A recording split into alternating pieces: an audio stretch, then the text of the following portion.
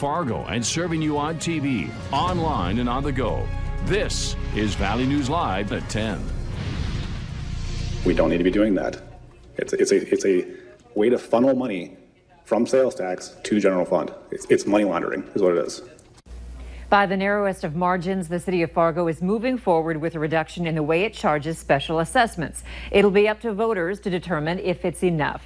On a 3-2 vote, the city commission will lower the interest rate it charges from 1% to 0.75%. During discussion, the current system was referred to as money laundering by Commissioner Tony Gehrig, which didn't sit well with Commissioner Dave Pepcorn. The people of Fargo were very clear in asking us to dramatically reduce special assessments or to rid them of special assessments. These suggestions do neither of those things. We cannot sit here and say that a reduction of 0.25% on existing infrastructure's interest payments is a big move to help residents. Special assessments, you can change the name of it. It's a bill. We have to pay the bill. So what we debate about all this and to use money laundering, that's embarrassing.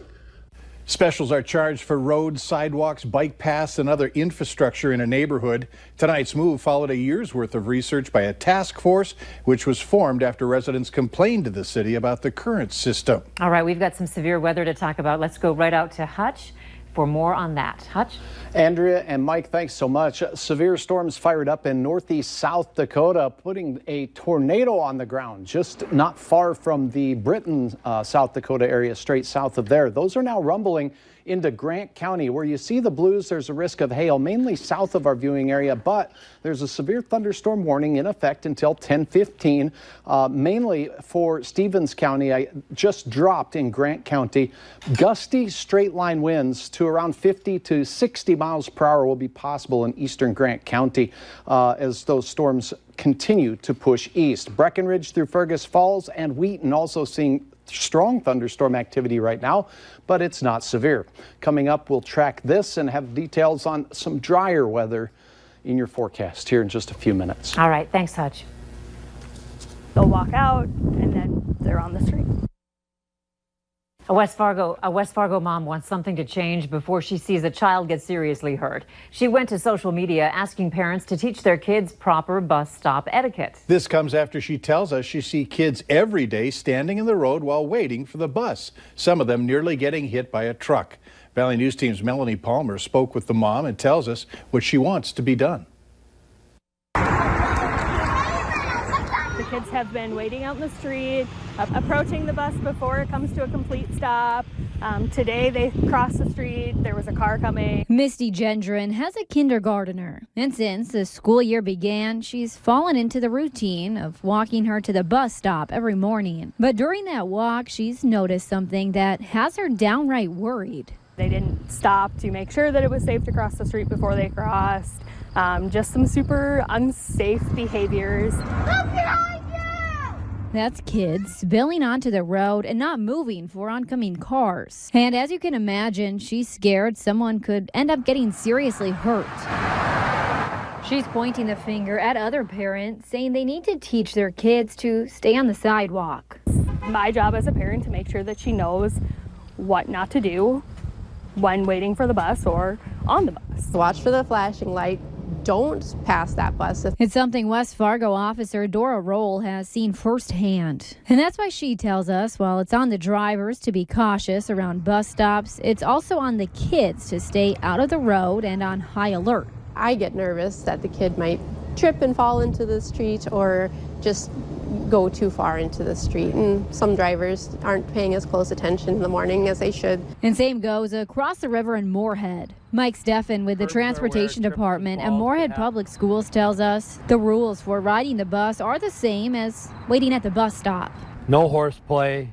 Stay off the street. Stay out of the way of any vehicle, not just a school bus. As for Gendron, she tells us she already knows these basic rules, and so does her daughter. I did try educating them while I was waiting there, but I am not their mom. They're not going to listen to me. But now she's hoping other parents will pass it along. In West Fargo, Melanie Palmer, Valley News Live. Officials tell us one of the causes behind the issue is kids getting to the bus stop too early. Mike Steffen with Moorhead Public Schools Transportation Department told us 5 minutes early is the best time to get there. Thief River Falls police are asking for your help finding a missing 15-year-old. Officers are looking for Chloe Richards. Her picture is up on your screen right now. If you have any information about where she is, you're asked to call police.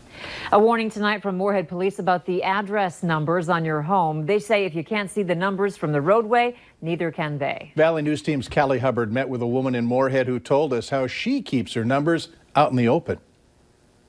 You may have only noticed it when you went looking for it, especially at night. That's those important numbers or addresses outside of your home.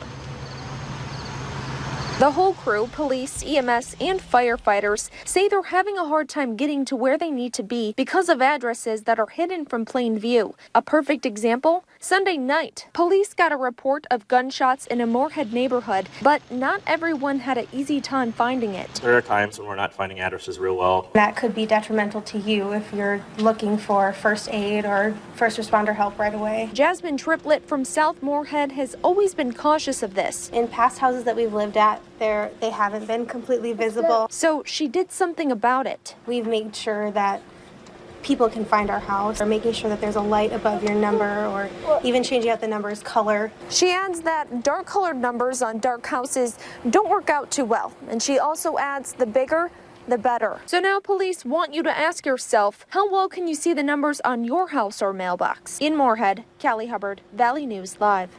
Police will also say to be careful for growing vegetation around your home. That could prevent visibility as well.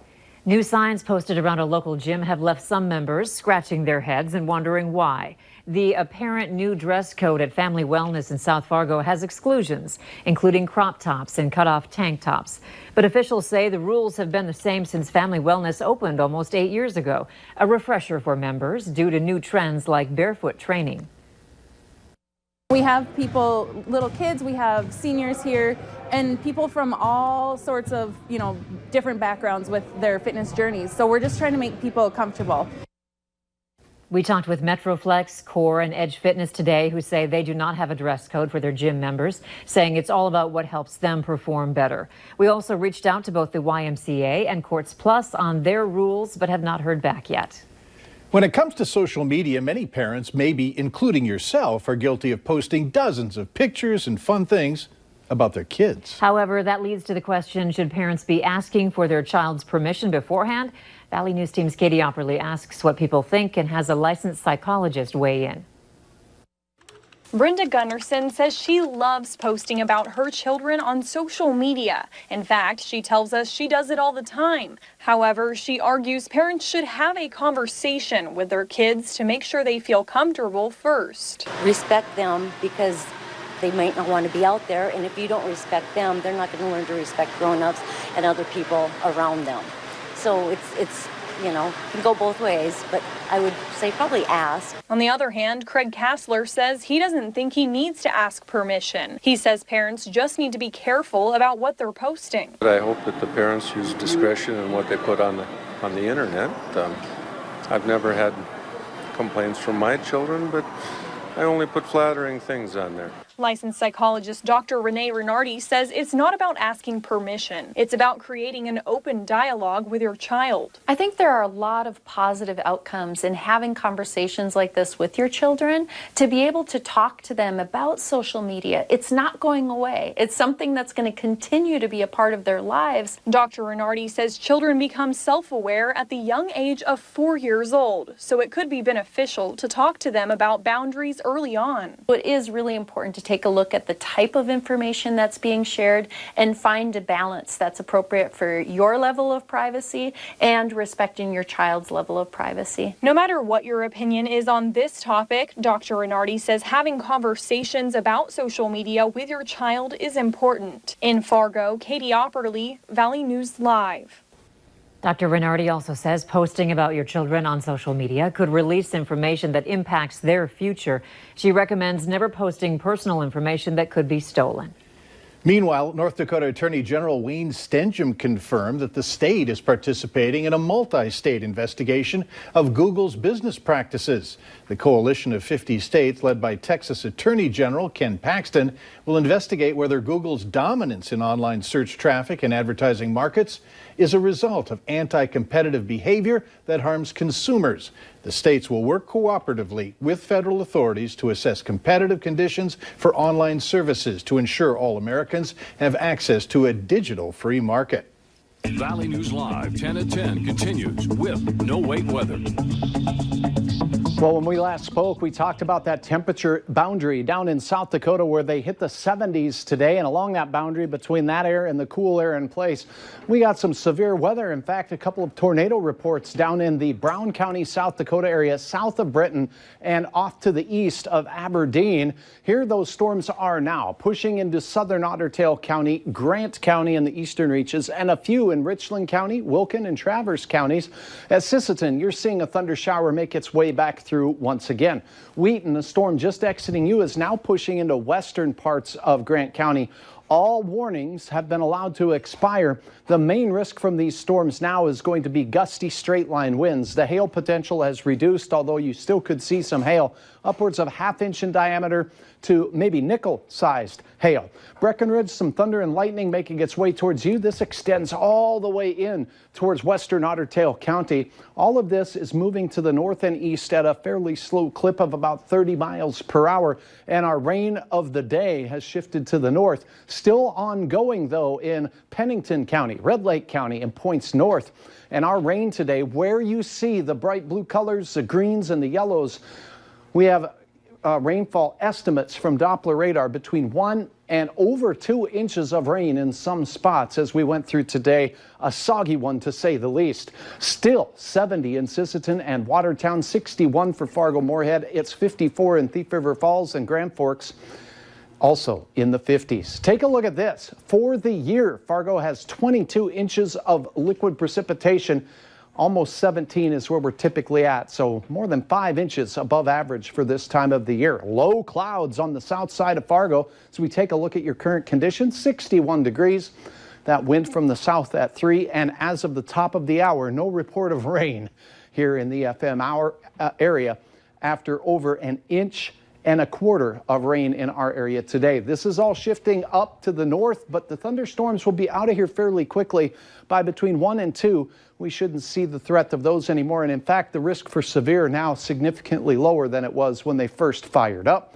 We still, however, could have a few spotty showers into the morning hours. Many of us, patchy areas of dense fog and a temperature between 55 and 60 degrees as we head out the door on our Tuesday morning. The first half of the day still looks gray, and that's going to slow the warming. But the afternoon brings the promise of some filtered sunshine at the very least. Our southern counties will have the best chance at seeing that, where you see the oranges, a shot at 70s, yellows are 60s, and here's your planner for Fargo. It's 58 degrees when you step out the door. Watch for patchy fog. Our wind will be westerly early, but become more northerly as we go through the day. 15 miles per hour or so, and temperatures peaking right at 70 in the afternoon. It should be beautiful by the time you are getting off of school and work. Extended periods of cloud cover in northern Minnesota will limit your temperatures to near 60, but warm that up as we go to the south and to the west. And soggy fields everywhere that we got rain. Robert capturing this in Clearbrook, and boy, a mess for area farmers indeed. Wednesday, spotty showers and cooler on a breezy midweek day. Thursday, rain likely. Very gusty winds and 60s continue. It looks like some relief from this wet and cool pattern comes this weekend with some mid-70s. Good, because Mike is scowling right now a little bit. Yeah, wet No, socks. he was. Wet socks are no fun, are they, Mike? Sure, now he's happy. He was scowling the whole time. Okay, anyway, later on Valley News Live at 10. Shocking numbers show the troubling number of people who have died by suicide around the world, the age group that is most impacted. Straight ahead tonight.